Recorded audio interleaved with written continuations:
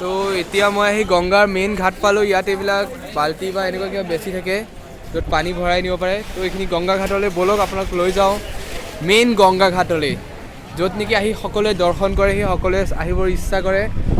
তো ব'লক এতিয়া আপোনাক লৈ গৈ আছোঁ মেইন গংগা ঘাটলৈ। তো ৰেডি হওক সকলোৱে গাইজ চাবৰ কাৰণে আমাৰ পবিত্ৰ গংগাখন দেখাবৰ গৈ আছোঁ আপোনালোকক।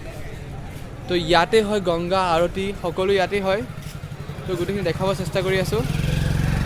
ইধৰ সে দেখিয়ে কি হে, মই এতিয়া আহি পালোহি গংগাৰ পবিত্ৰ গংগাৰ ঘাটত।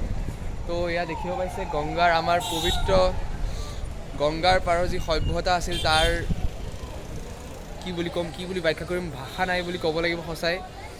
ইয়াত আহিহে অনুভৱ হয় যে আমাৰ সভ্যতা কিমান বিকশিত আৰু কিমান কালচাৰেলি কিমান ৰিচ হয় আমাৰ সভ্যতা। তো চাওক ইয়াত গংগাৰ ঘাটত আছোঁ মই। মন্দিৰসমূহ দেখুৱাই থাকিলেও ঠিক নহ'ব, ইমানেই মন্দিৰ আছে আৰু ইমান ধুনীয়া ধুনীয়া মন্দিৰ, এটাতকৈ আনটো ধুনীয়া মন্দিৰ। তো দেখাই আছোঁ এয়া চাওক, মই কেমেৰাটো বেক কেমেৰা দি দেখাইছোঁ। নাইট ভিউ হয় এয়া গংগা ঘাটৰ। এতিয়াহে চাবলৈ ভাল কাৰণ এতিয়া মানুহ কম থাকে। চ' এয়া চাওক কি ধুনীয়া লাগিছে দেখি, পবিত্ৰ গংগা, সকলোৱে গা ধুই আছে, কিবা কৰি আছে। ফ্ৰণ্টত আৰু এটা ঘাট আছে, লগতে ক্লক টাৱাৰ এটা আছে ধুনীয়া, আৰু এইটো গংগা ঘাট মন্দিৰ হয়।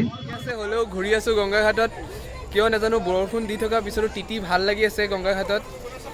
কিবা এটা যেন ভাল লাগি আছে, ফিলটোৱে বুজাব নোৱাৰা এটা ফিল। সঁচাই ইয়াৰ এটা মহত্ব আছে বুলি ক'ব লাগিব গংগাৰ। তো গংগাৰ ঘাটত হৰিদ্বাৰত ইয়াত ডুবকি লগোৱাটো চবৰে এটা সপোন থাকে। ময়ো এতিয়া ডুবকি লগাম অলপ। ডুবকি লগোৱাত মানে কি হ'ল, কেমেৰা ধৰিব মানুহ নাই, গতিকে ভিডিঅ'হে কৰা নহ'ব চাগে। তো গতিকে মই ডুবকি লগাই পেলাই আপোনালোকক ফটোখিনিকে দি দিম। তো ডুবকি লগাওঁতে এইকেইজন ফ্ৰেণ্ড হ'ল মোৰ, লগতে এইটো চাৰ্ট কিনিলোঁ, দেখিব পাইছে ফটো এইবোৰ। এতিয়া আপোনালোকক হৰিদ্বাৰৰ মাজেৰে গংগা যে বৈ গৈছে, কি ধুনীয়াকৈ বৈ গৈছে তাৰ সোঁতবিলাক দেখুৱাব চেষ্টা কৰিছোঁ। চাওক কি ধুনীয়া এটা দৃশ্য। আৰু ইফালেও গৈ মই দেখুৱাই আছোঁ আপোনালোকক, চাওক মন্দিৰ ধুনীয়াকৈ দেখা যায়, এটা ধুনীয়া দৃশ্য বুলি ক'ব। ইয়াতে দেখিছে শিকলি লগাই থৈছে, যাতে কোনোবা যদি পানীত পৰি পটককৈ উটিও আহে আগৰ পৰা, এই শিকলিত ধৰি যাতে বাচিব পাৰে। তো সুৰক্ষাৰ ফালৰ পৰা সকলো ব্যৱস্থা ৰাখিছে তেওঁলোকে, এইটো বহুত ভাল লাগে ইয়াত দেখি। তো গংগা পাৰত অহা সময়টো বহুত ধুনীয়া হ'ল। এইটো দেখাইছোঁ, বৰষুণ আহি গ'ল লগে লগে, দেখাইছোঁ আপোনাক কি ধুনীয়া লাগিছে। চাওক কিমান ধুনীয়া লাগিছে পৰিৱেশটো, বৰষুণ পৰাৰ লগে লগে এটা ধুনীয়া পৰিৱেশ। এইফালে ক্লক টাৱাৰটো দেখাইছোঁ অলপ দেৰি কৰি, বৰষুণ ধুনীয়া একদম পূৰা নিৰিবিলি পৰিৱেশ।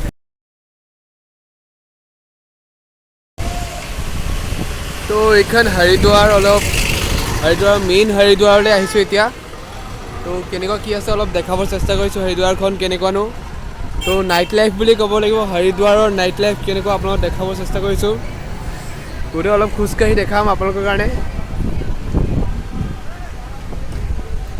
মই এতিয়া ইয়াত আহিছোঁ, আপোনালোকক শুনি হাঁহি উঠিব, 1টা বজাত মই ম'ম' খাবলৈ ইয়াত ম'ম' বিচাৰি আহি আছোঁ।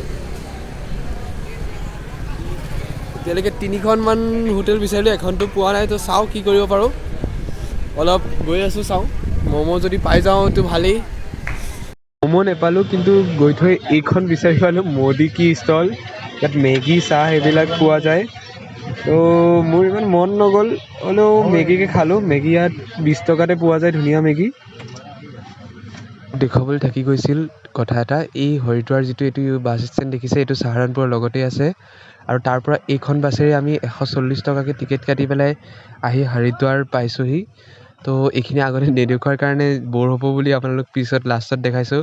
তো এনেকৈ তাত বাছ পায় চাহাৰানপুৰ ষ্টেচনৰ লগতেই। চাহাৰানপুৰ বাছ ষ্টেণ্ডৰ পৰা আহি আমি হৰিদ্বাৰৰ এইটো চৰকাৰী বাছ ষ্টেচনত নামিলোহি। বাছৰ পৰা নামি ওচৰতে আমাৰ লজ লৈছিলোঁ, গায়ত্ৰী লজত। তো ইয়াত গৈ আমি থাকিলোঁ ৰাতিটো। আজি এই ভিডিঅ'টো ইমানতে শেষ কৰিলোঁ। নেক্সট ভিডিঅ'টোত আপোনালোকক আমিনো গৈ কেদাৰনাথ যোৱাৰ আগত আকৌ ক'ত থাকিম সেই গোটেইখিনি দেখুৱাম। আৰু আপোনালোকে যদি আহে তে কেনেকৈ থাকিব, ক'ত থাকিব, ইয়াৰ হৰিদ্বাৰৰ পিছত গোটেইখিনি দেখুৱাবলৈ চেষ্টা কৰিম। এতিয়া আমি বাছত কি ক'লে যাব লাগিব আৰু কেনেকৈ যাব লাগিব সেইখিনিও সেইটো ভিডিঅ'ত দেখাম, গোটেইখিনি ডিটেইলছত দেখুৱাম। গতিকে এই ভিডিঅ'টো চালে আৰু লগতে নেক্সট ভিডিঅ'টো পাবৰ কাৰণে ছাবস্ক্ৰাইব কৰি বেল আইকনটো টিপি থৈ দিয়ক, যাতে আপুনি লগে লগে আপলোড দিলে ভিডিঅ'বোৰ পায়। Thank U.